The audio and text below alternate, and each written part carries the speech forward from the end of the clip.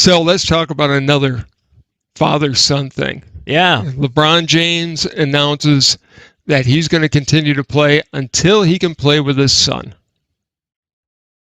That struck me as just putting more pressure on any kid than any kid should have to ever be put under. It's a lot of pressure for a kid, man. Because what is he? The kid's not even in high school. He's still in high school, He's correct? still in high school. He'll either be a one and done or straight to the NBA.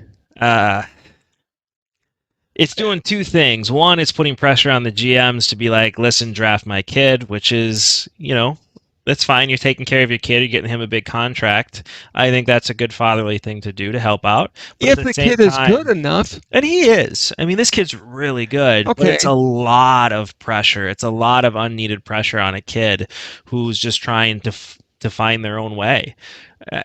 You're living. It's not like Steph Curry and Seth Curry coming into the league, right? Where their dad was a great player and had a great career, or Griffey's dad who had a great career, right? But they weren't generational players like LeBron James is. LeBron James will go down as one of the greatest players of all time. He's going to be on that Mount Rushmore. And you're setting your son to come up, and there's no way Bronny can live up to that. It just can't happen. No, I mean, we talked about the Griffeys. Ken Griffey Jr. had come up. He went to Seattle. He was making his own name, and then there was a chance, and Ken Griffey Sr. said, hey, I'll go over there and play. But there was never anything about the dad being there to show the kids the ropes, or he didn't get him that job. Griffey Jr. is one of the few occasions where the kid is on that Mount Rushmore. I always talk about the little room in the Hall of Fame with the greatest of the greats. Griffey Jr. is in that room. Yeah, Griffey Jr. is probably the head of that room. Right. I mean, I think he's arguably the greatest player of all time. In my opinion, he is the greatest player of all time. Certainly the greatest player of your generation. Oh, it's not even close. Not even close. And exactly, though, to your point, like, there was no conversation, draft my kid, and I'll come play too. There was nothing like that. It was, listen, you want to go into the league, go into the league. Have fun. And then there was an opportunity where his contract was up, and he's like, I really just want to go and play with my kid. I'm going to go to Seattle. And he went. And that was the end of it. But to say, draft my kid, and I'm going to come and play for you. And the Griffeys had the greatest father-son moment in the history of sports, I think, where back to back. Griffey Sr. hits a home run.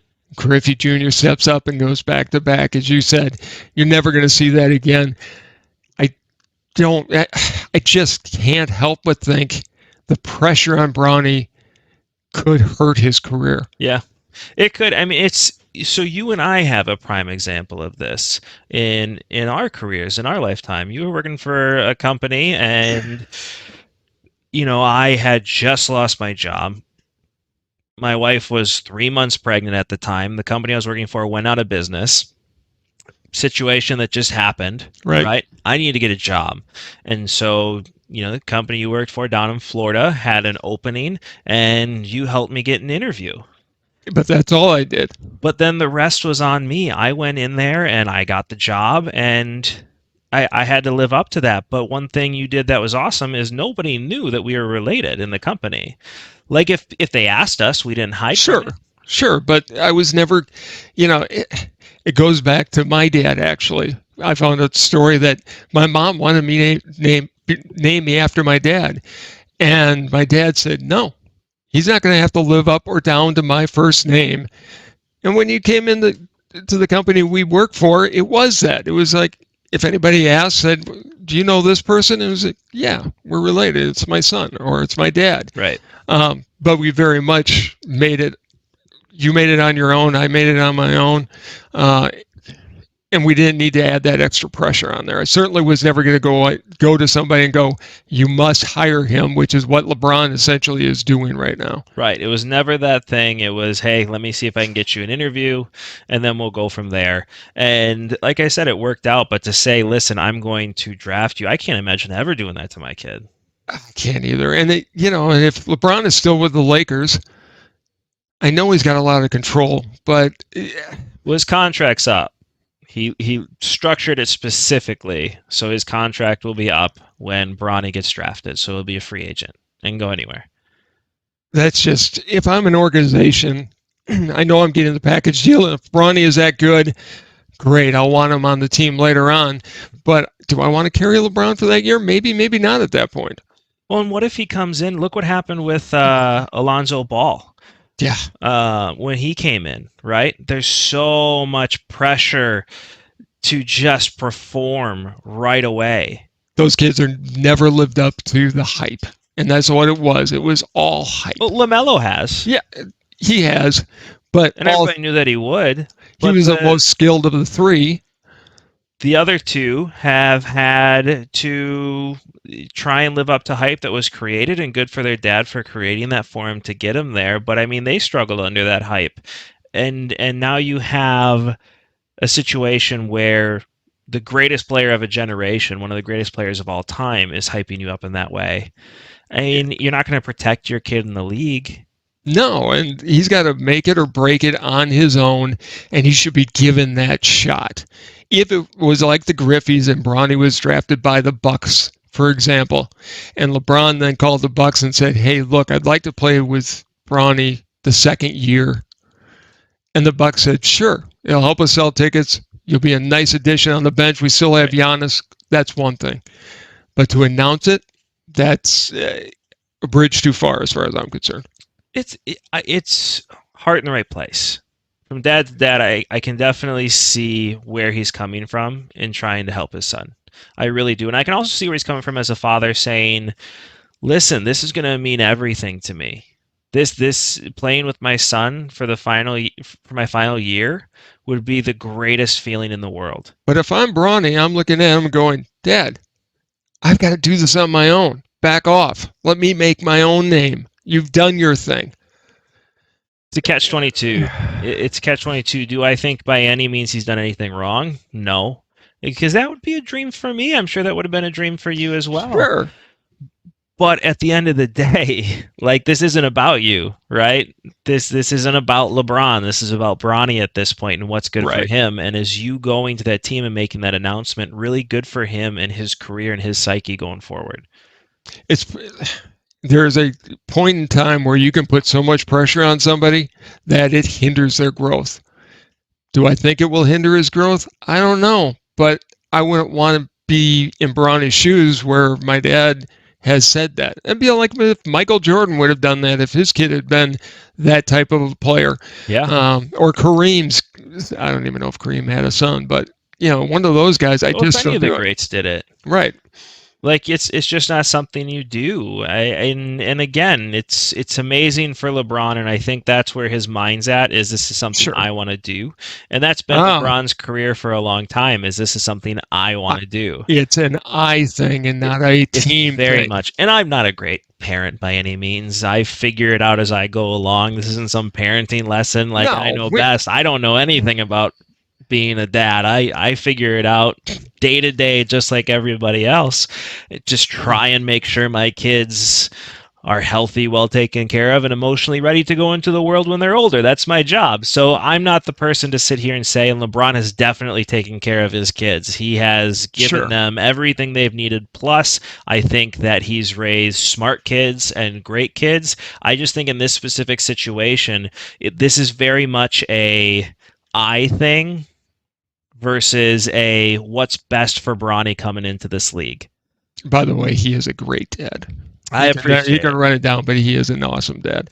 And yes, LeBron he is a very, very smart guy. He's done great in business. It's just going to be interesting to see what happens down the line. I don't envy Bronny's situation in this regard. If I'm him, let me go make it on my own. Right. So, and I think most kids are like that.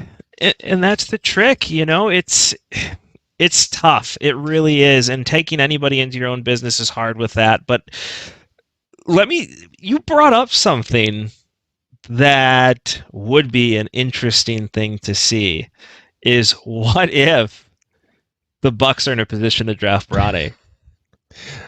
From what I've heard of him, draft him all day long. Get him on the team. You have Giannis will still be there. Right. We're talking 23, 24 when he I think comes to the Giannis. league. I think Giannis is going to be a Buck for life, or at least I hope he is. Yeah, I do too, and I think he will be. I don't think he's going anywhere. I think the Bucks at this point have proven, hey, we're going to build around you. This is your team. We're going to do what it takes. Right.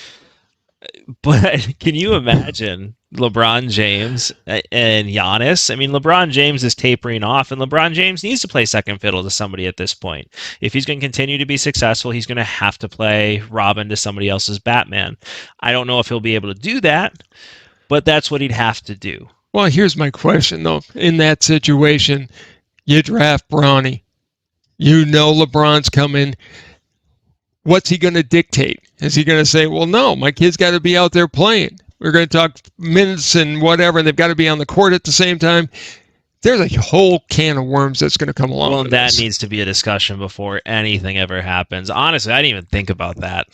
And that's one thing if you're with the Sacramento Kings, right, or another team that's not playing well, the Timberwolves, Timberwolves. That's a different story. But if Bronny comes in and gets drafted by a championship level team for whatever reason, the Bucks hopefully are never in a position to have a top 10 pick at that point where that's going to happen. But if it does, and he comes into a championship team, is he going to be able to dictate those minutes? He's going to try because that's LeBron's history. I mean, he brought Westbrook to the Lakers. He's played GM no matter where he's gone. If I'm the coach of that team, I'm just like, what are you doing to me? Right. It's going to be tough. It's going to be very, very tough. It'd be fun to watch. It would be fun to watch. And again, if LeBron's willing to play, and I think that's what it'll take, honestly, is in this situation, a Giannis to be there. Where, listen, this isn't your team. Right. Yeah. They tried it in Miami. It didn't work, right? It became LeBron's team, and Dwayne Wade willing to step back, which shows how great of a teammate he is. Mm-hmm. But LeBron's 38, something like that now. It's a whole different scenario. It is, and he's not able to carry the teams like he used to. I mean, when he first came in the league, he carried a team where the second best player was Mo Williams. No knock on Mo Williams, but he was not a Hall of Famer, not an All-Star player by any means. Right. And he carried that team deep into the playoffs. He's not going to be able to do that anymore. I don't know if Bronny's going to be that same type of generational athlete that his dad was. He's got room to grow. He's 6'3" now. I mean, so he's got time to catch up to his dad by all means, and height-wise. It's a lot of pressure to put on a kid. A lot of pressure to put on a kid. And I just don't know if I would ever do that. You know, you look at great players like Steffi Graf and Andre Agassi. Yeah. They've got kids. They didn't let their kids play tennis. Or at least get into that competitive because they didn't want to put them under that pressure. Right. And I think, like in our case, I don't want you to have to live up to what I do or live down to what I do. You make it on your own. And I think that's the best thing you can do as a parent is let the kids make it on their own and build their own future. I agree. The question is, and this is where I need comments below here, is what situation would be best for Bronny to be drafted in?